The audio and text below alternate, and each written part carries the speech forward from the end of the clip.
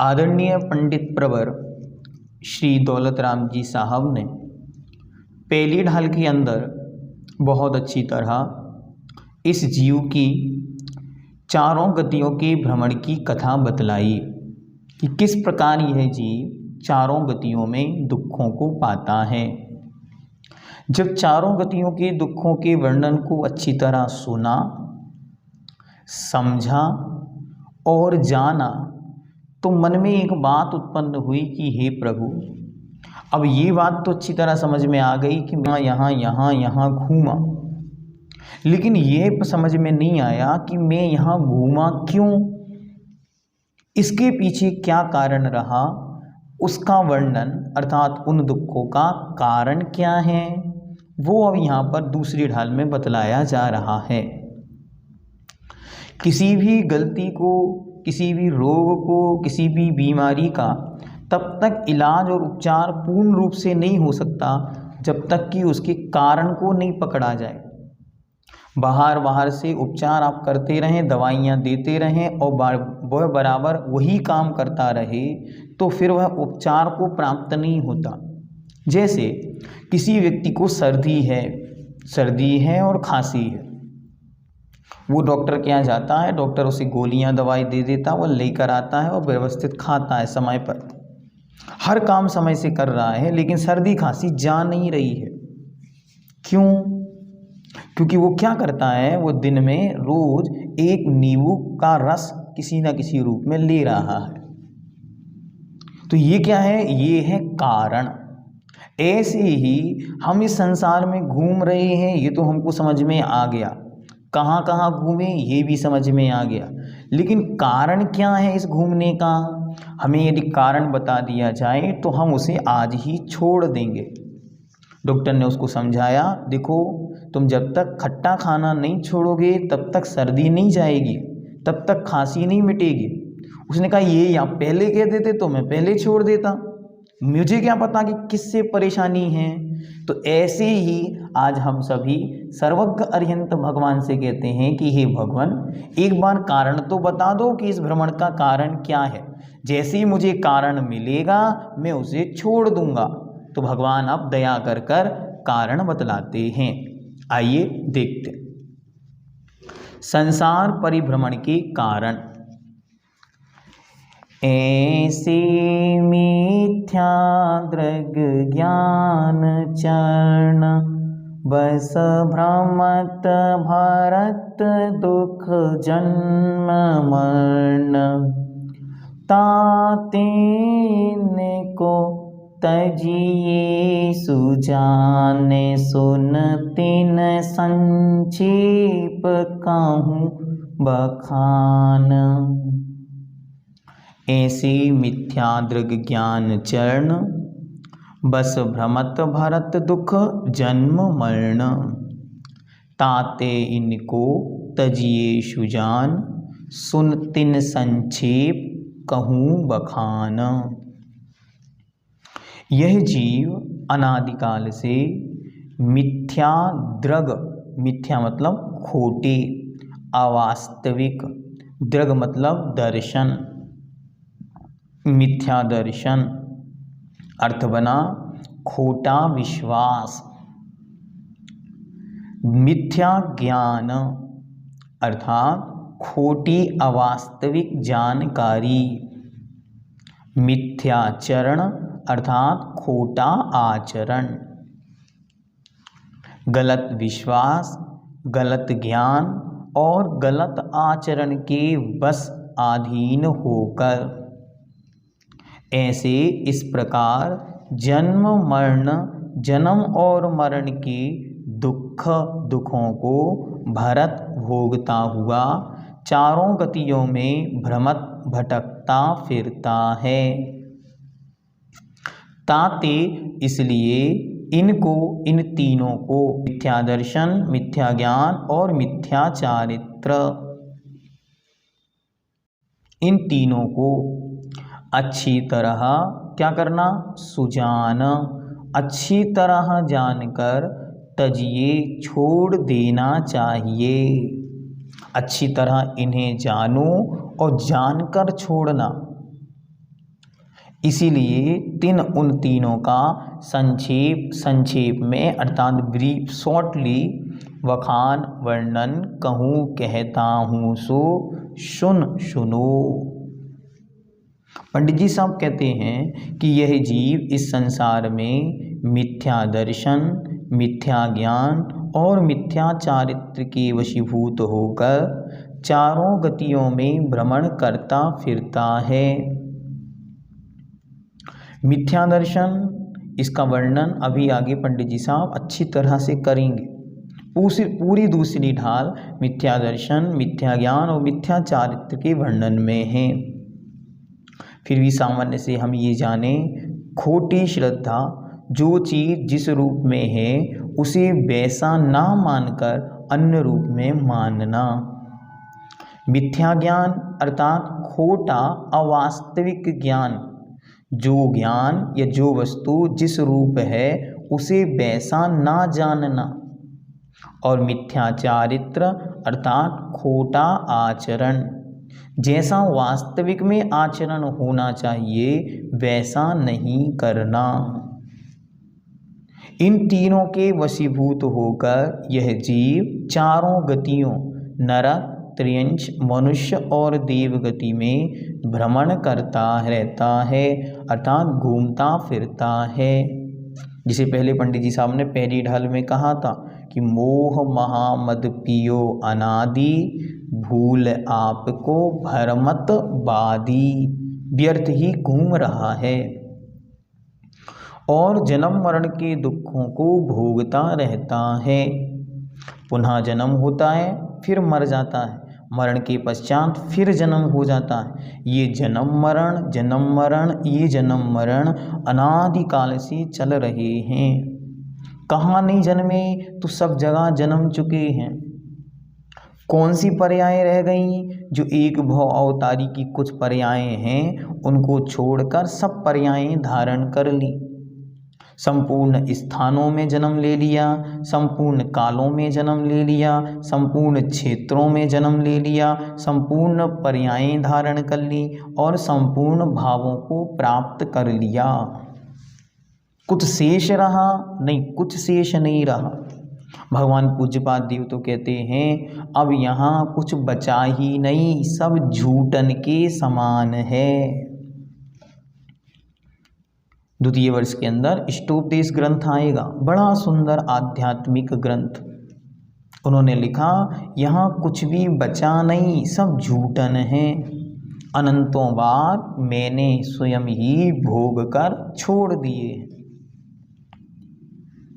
इसीलिए इन मिथ्या दर्शन, मिथ्या ज्ञान, मिथ्या चारित्र, इन तीनों को अच्छी तरह जानकर, अनजाने में नहीं, पहले बैठो अच्छी तरह इन्हें जानो, फिर जानकर छोड़ देना चाहिए।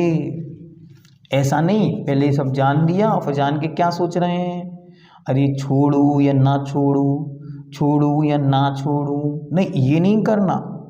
पहले जब कारण बतला दिया, भैया नींबू खटाई ही खांसी का कारण है, अब जाना तुरंत छोड़ दिया उसी क्षण, अब मैं इसे ग्रहण नहीं करूँगा। ऐसे यहाँ इन्होंने बता दिया कि मिथ्या दर्शन, मिथ्या ज्ञान और मिथ्या चारित्र यही संसार में जन्म मरण और दुख के कारण हैं। जैसे जाना वैसे ही छोड़ना है। अभी में छोड़ना क्या क्या है, इसलिए वो कहते हैं अच्छी तरह पहले जानो। बिना जाने छोड़ोगे तो पानी की इच्छा लगी रहेगी। क्या? जैसे किसी व्यक्ति को पता ना हो कि आइसक्रीम कैसी होती है और उसने छोड़ दी। अब जब आइसक्रीम के पार्लर में पहुंचा और वहाँ देखा अरे बड़ी सुंदर सुंदर आइसक्रीम्स हैं यहाँ तो, और खुशबू भी बड़ी अच्छी आ रही है, लोग खा भी बड़े चाव से रहे हैं, तो उसके मुख में पानी आने लगा कि अरे मैं तो टेस्ट ही नहीं की जीवन में और इसे छोड़ कैसे दिया, एक बार चख के तो देखूं फिर छोड़ूंगा। लेकिन किसी व्यक्ति ने अच्छी तरह उसे चख लिया हो, जान लिया हो, फिर उसे उसकी कमियां बतलाई तो वो छोड़ देता। इसलिए यहाँ पे कहते हैं पहले जानो, बिना जाने धर्म धारण नहीं कर लेना, क्योंकि ऐसा धर्म तो अनंतों बार धारण कर लिया। ऐसे छोड़ने की बात तो अनंतों बार अनंत चीजें ग्रहण की और छोड़ दी। अब ऐसा नहीं करना। अब तो आप 12 वर्षीय पाठ्यक्रम के श्रवण संस्कृति संस्थान के और निर्यापक श्रवण मुनिपुंगव सुधासागर जी महाराज की इस पवित्र यूनिवर्सिटी के छात्र हैं। अब कोई सामान्य व्यक्ति नहीं रहे हम, इसलिए अब हम गड़बड़ी नहीं करेंगे, अच्छी तरह जानेंगे। जानने के बाद फिर क्या करेंगे, फिर इन्हें तजिए अर्थात छोड़ेंगे। संकल्पबद्ध होके इस मिथ्यात्व को हम छोड़ेंगे। इन तीनों का मैं पंडित दौलत राम संक्षेप में वर्णन करता हूँ, उसे सुनो। इसलिए पहले पंडित जी साहब संकल्प दिला चुके कि मैं कुछ नहीं कहूँगा, जो कुछ है कही मुनि यथा, जैसी पूर्वाचार्यों ने कही है बस वो कथा आपके सामने कहूँगा। आइए अब उस कथा को प्रारंभ करते हैं। तो सबसे पहले पंडित जी साहब बतलाते हैं मिथ्यात्व। मिथ्या दर्शन। मिथ्या दर्शन क्या है? तो दर्शन का अर्थ है श्रद्धान, विश्वास, मान्यता, मानना, विचार, इंटेंशन, और उसके साथ लग गया मिथ्या। मिथ्या मतलब खोटा, अवास्तविक, अनराइट, विपरीत। तो जितना भी खोटा विश्वास है, जो वस्तु जैसी है उसको वास्तविकता में वैसा ना जानकर और अन्य रूप जानना, इस अन्य रूप मानना, अन्य रूप श्रद्धा और विश्वास करना, इसका नाम ही मिथ्या दर्शन है। जैसे किसी भी व्यक्ति ने शराब को ग्रहण कर लिया, अब वो शराबी के सामने उसकी माँ खड़ी हुई है, पत्नी खड़ी हुई है, और उससे कहा जाए इनमें से तेरी पत्नी कौन है, तो वो माँ को तरफ देख के कहता है ये मेरी पत्नी है। फिर कहता है नहीं नहीं नहीं, ये नहीं है, ये वाली है। तो अब आप बताओ उसको सत्य मानेंगे कि नहीं मानेंगे? नहीं, बेकार। क्यों है बेकार? क्योंकि उसको यही नहीं पता कि वास्तविकता क्या है। ऐसे ये संसारी जीव की दशा है कि इसको वास्तविकता नहीं पता है, इसलिए मिथ्यात्व के आडंबरों में कभी शरीर को ही आत्मा मानता है, तो कभी आत्मा को आत्मा तो कहता है, लेकिन विश्वास कुछ भी नहीं है। इसलिए उसको कहा वह मिथ्यात्व है। वह मिथ्या दर्शन दो प्रकार का, एक तो अच्छी तरह जानना, दो प्रकार का। पहला अगृहीत मिथ्या दर्शन। अगृहीत मतलब, गृहीत शब्द का मतलब अर्थ होता है ग्रहण करना, और अगृहीत का अर्थ है ग्रहण नहीं करना।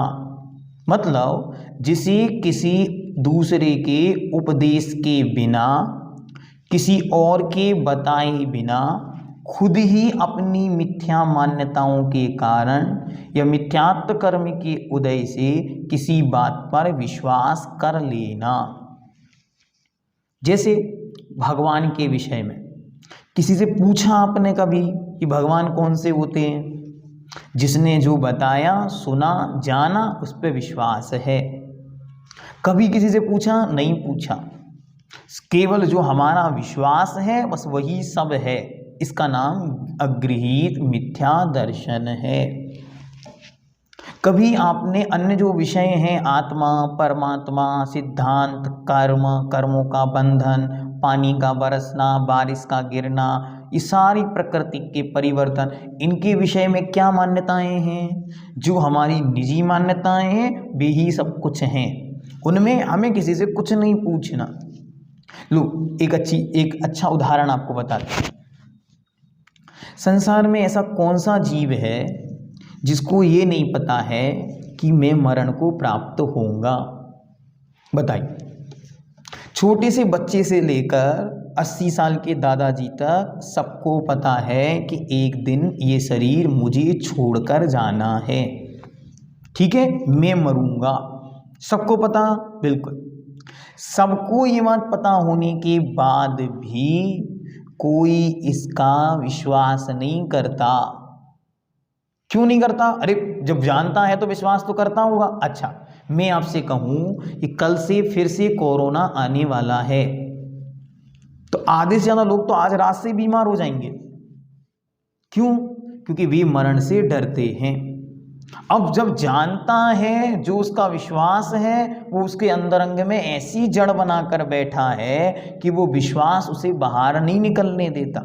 इसी को कहते हैं अगृहीत मिथ्या दर्शन, जिसे किसी के उपदेश की जरूरत नहीं, किसी ने आज तक बताया नहीं, किसी ने आज तक समझाया नहीं, अपने आप से जितनी धारणाएं पूर्व में थी उनको ही संस्कार वशात लेकर आया है, उन्हीं को मानता है, न किसी की सुनता है, न किसी को समझने का प्रयास करता।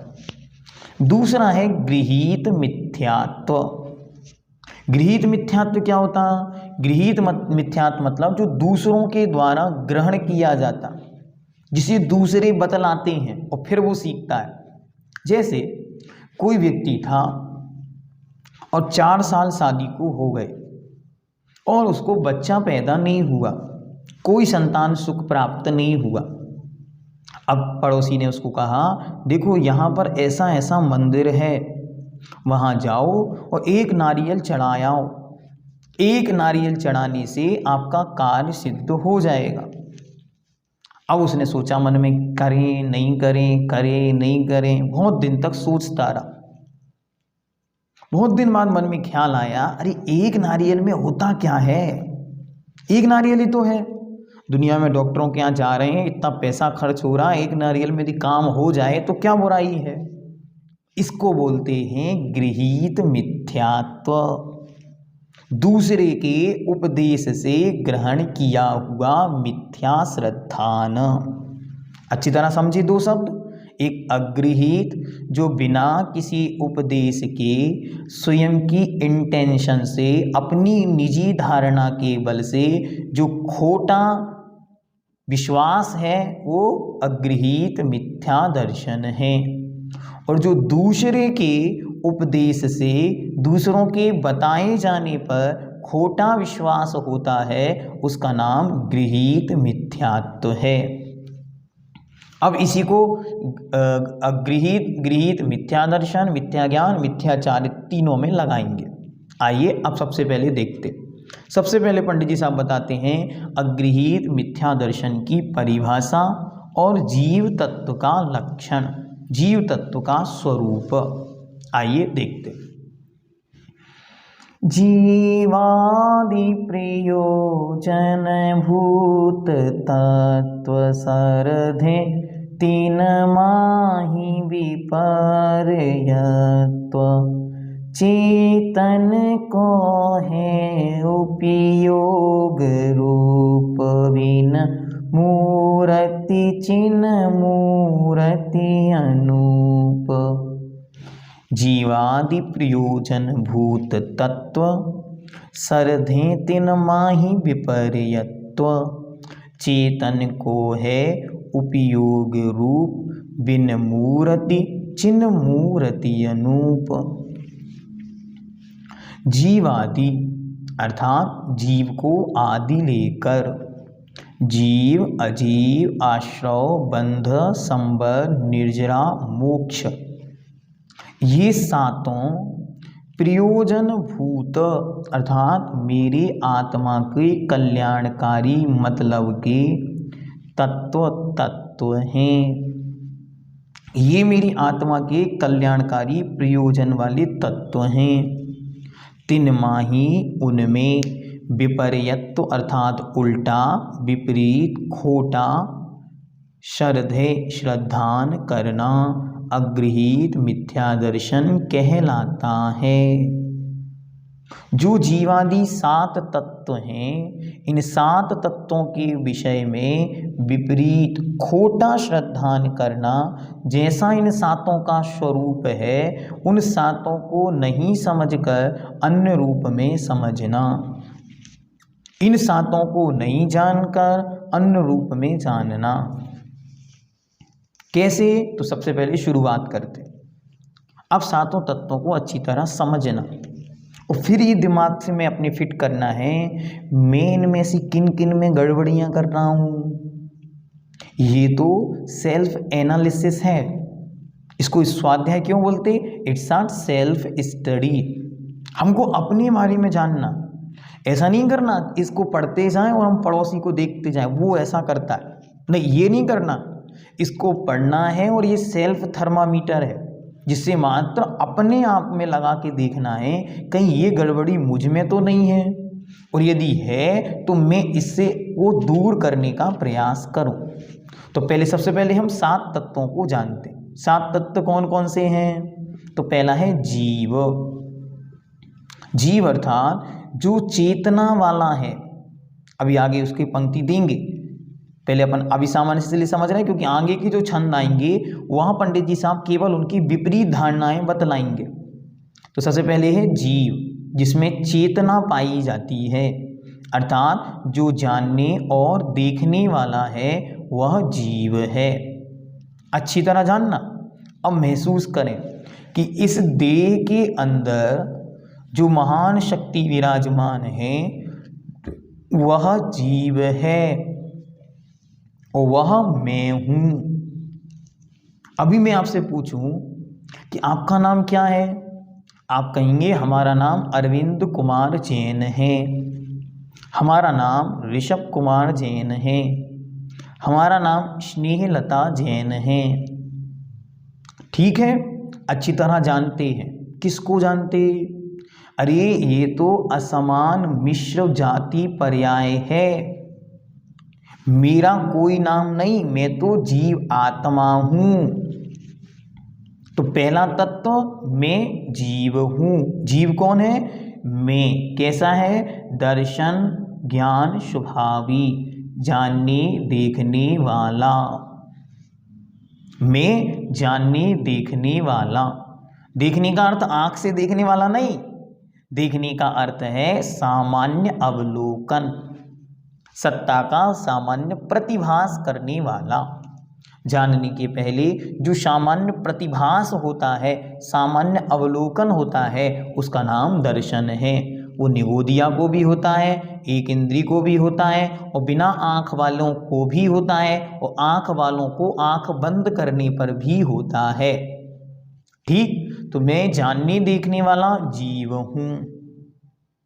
दूसरा नंबर पर अजीव। अजीव कौन है? तो कहते हैं तद विलक्षणो, अर्थात जिसमें चेतना नहीं पाई जाती है, जो जान और देख नहीं सकता, उसका नाम अजीव है। मोबाइल, टेबल, घर, शरीर, ये सब क्या हैं? अजीव हैं। अच्छी तरह समझना।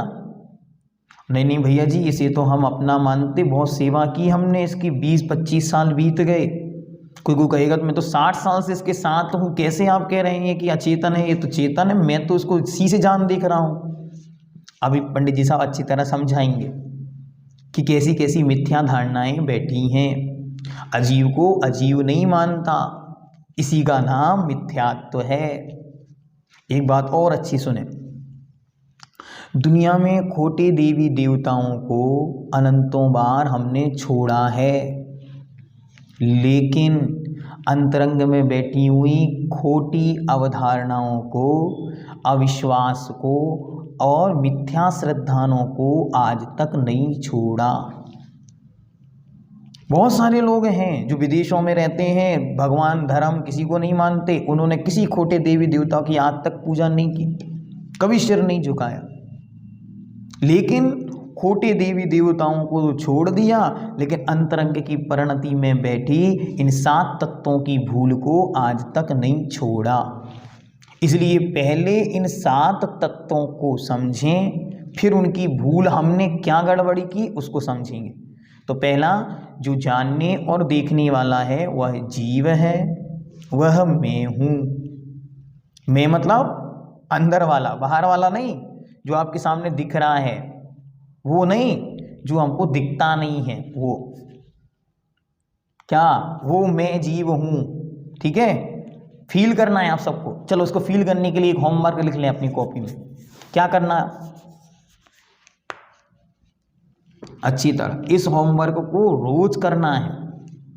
2 मिनट का समय लगेगा, शुरुआत में 2 सेकंड भी करोगे तो चलेगा। क्या करना, आप सब आईना देखते रोज, सब लोग आईना देखते, ठीक है। चलो अब आईना देखते समय क्या करना है, आईना को देखकर और आईना के सामने बोलना है। क्या बोलना है उसको लिखें। दर्पण में जो दिख रहा है वह मैं नहीं हूं। लिखें कॉपी में, दर्पण में जो दिख रहा है वह मैं नहीं हूं। नेक्स्ट पंक्ति, दर्पण में जो देख रहा है वह मैं हूं। फिर से मैं रिपीट कर रहा हूं अच्छी तरह, और इसको रोज होमवर्क के रूप में बनाना। अभी तक तो हम क्या करते थे, दर्पण में जाके कंघी करना, चेहरा साफ करना, पाउडर लगाना, अन्य बहुत कार्य किए।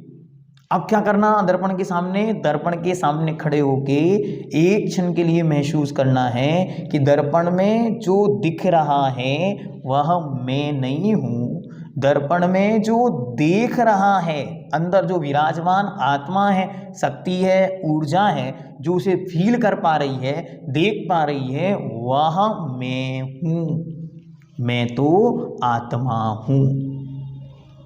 ठीक है, तो ये जीव, और दूसरे नंबर पर अजीव। अजीव क्या, उस आत्मा, उस चेतना और उस शक्ति के बिना इस संसार में जो कुछ है वह सब कुछ अजीव है। ठीक हुआ, आगे चलते हैं। जीव अजीव। अब जब ये दोनों मिलते हैं, ये दोनों कहाँ मिलते हैं, यहां अंदर जीव है और बाहर ये अजीव है। तो जब ये दोनों मिलते हैं तब कुछ ना कुछ करते हैं, एक्शन। और जब ये कुछ एक्शन करते हैं तो उसका कुछ रिएक्शन होता है, और उस रिएक्शन के कारण होता है कर्मों का आना। इसको बोलते हैं आश्रव। कर्मों के आने के द्वार का नाम आश्रव है। अच्छी तरह समझना, बहुत अच्छा विषय बता रहे हैं, जिसे भगवान कुंद देव ने बड़ी बड़ी प्रवचनसार पंचास्तिकाएं जैसे ग्रंथों के माध्यम से बतलाया, उन्हें हम सरलतम तरीके से आपको जीवन से जोड़कर बताने का प्रयास कर रहे हैं। तो क्या कहा कि जब यह शरीर और आत्मा दोनों मिलते हैं तब ये मन, वचन और काय तीनों से कुछ ना कुछ एक्शन करते हैं। जब इनका एक्शन होता है तो there is equal and opposite reaction for every action.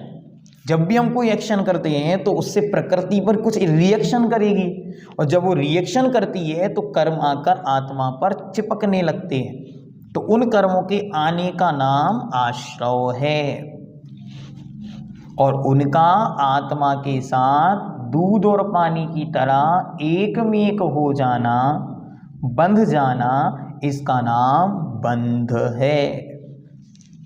वो कर्म आए और आत्मा पर चिपक गए, उनका आना आश्रव और उनका आत्मा के साथ चिपक जाना, जैसे दूध में पानी मिला देते हैं वैसे वे प्रदेश कर्म के आत्मा के प्रदेशों में आकर मिल जाते हैं, इसका नाम है बंध।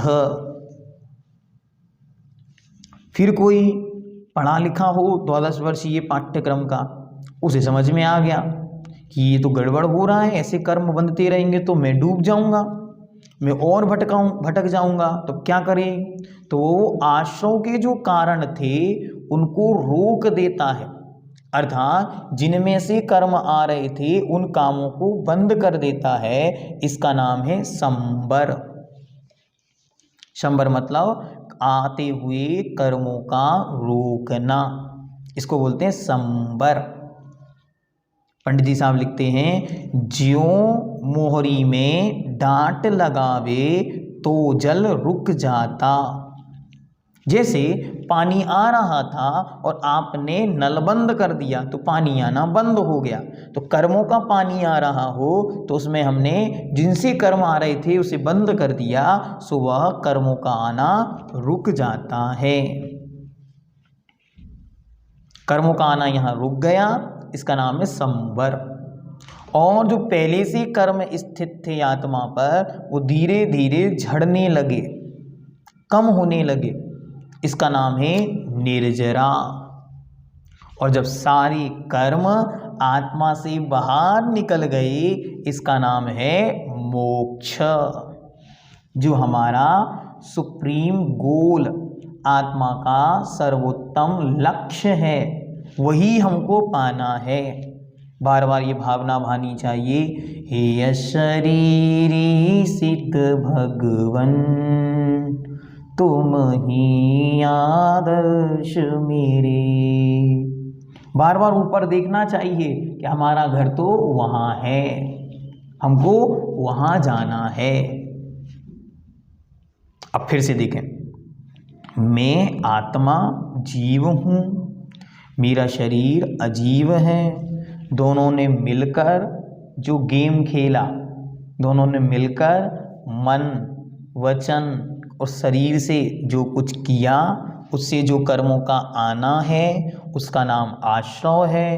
कर्मों का आकर आत्मा के साथ मिल जाना, यह बंध है। फिर मैंने उसको रोका तो इसका नाम संवर है। जो पहले से कर्म थे उन्हें अलग किया, इसका नाम निर्जरा है। और जब सारे कर्म झड़ जाएंगे तो मेरा मोक्ष होगा। जैसे भगवान महावीर स्वामी का दीपोत्सव पर्व के कार्तिक कृष्ण अमावस्या के दिन हुआ था। अब इसको एक उदाहरण से समझते। एक नाव है और एक नाव चलाने वाला नाविक है।